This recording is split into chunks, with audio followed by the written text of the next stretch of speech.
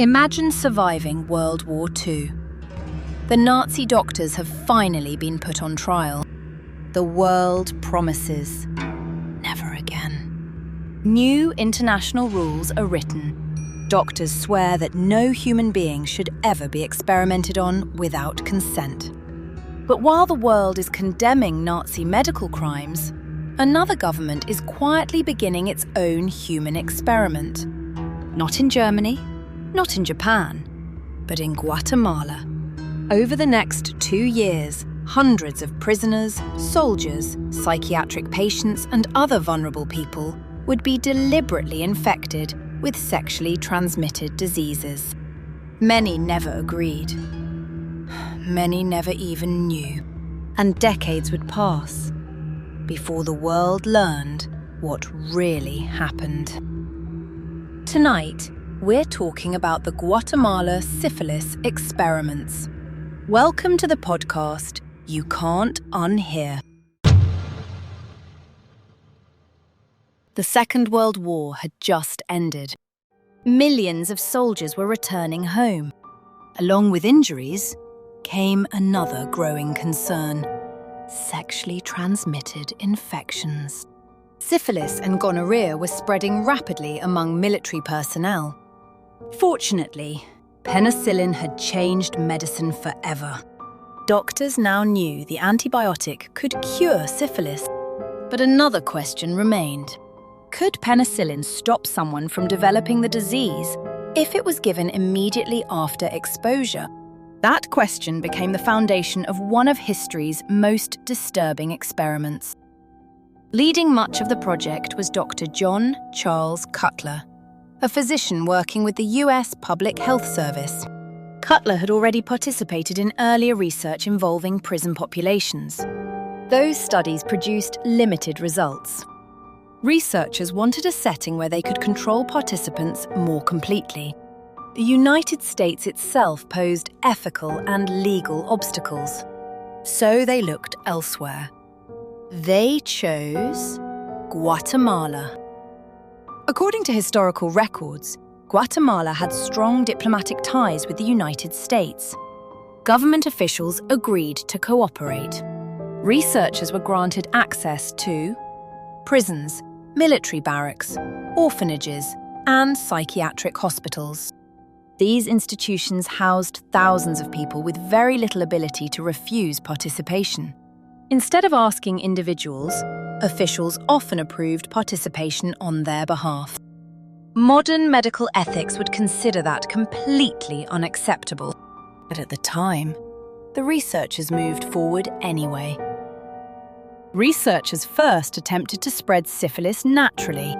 Sex workers known to carry the infection were sent into prisons where inmates were encouraged to have sexual contact with them.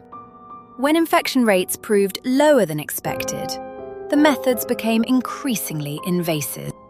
Historical documents show researchers deliberately exposed participants by applying infectious material directly to the body through cuts and abrasions.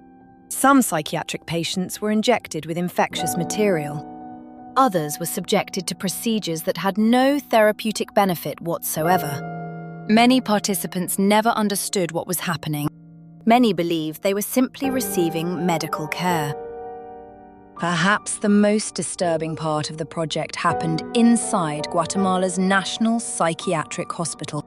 Patients there had little ability to advocate for themselves. Researchers viewed them as ideal subjects because they remained institutionalized. Hospital administrators received supplies like medicine and cigarettes. Patients themselves received almost no explanation. The records are clinical, cold, almost mechanical. People are identified by numbers rather than names. Pain is barely acknowledged. Success was measured by whether infection occurred, not whether a human being suffered. One woman appears repeatedly in the surviving record. Researchers referred to her simply as Bertha. She became infected during the experiments. Months later, while already gravely ill, she was subjected to further exposure involving another sexually transmitted infection. She deteriorated rapidly. Days later, she died.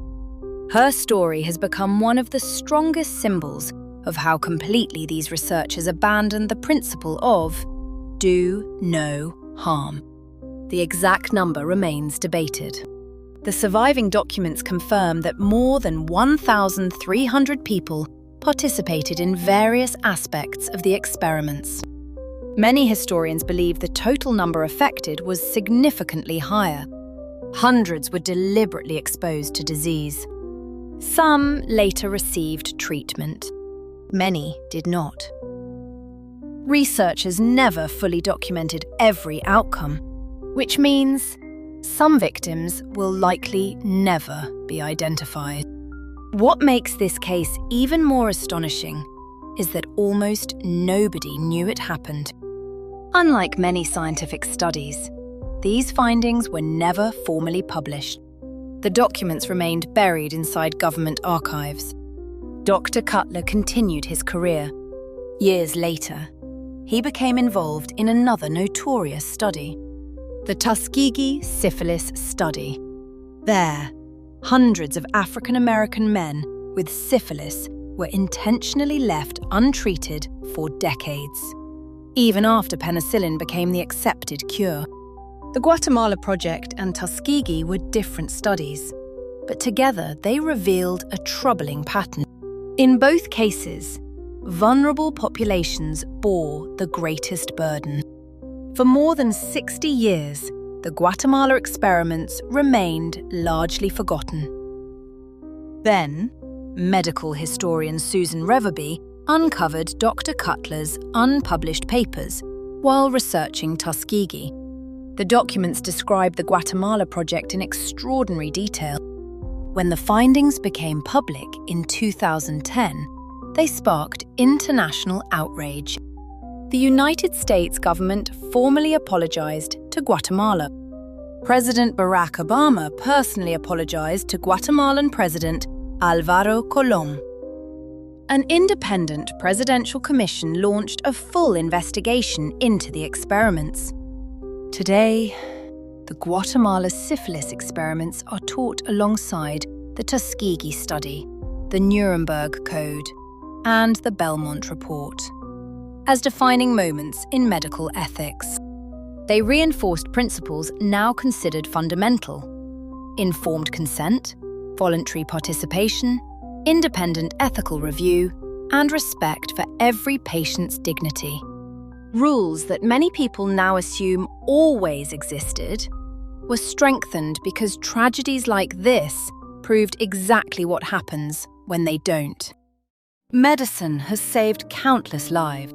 Scientific research continues to cure diseases that once devastated humanity. But history reminds us, science without ethics can become something terrifying.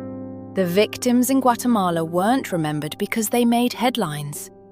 Many weren't remembered at all. They were ordinary people whose lives became data points inside notebooks.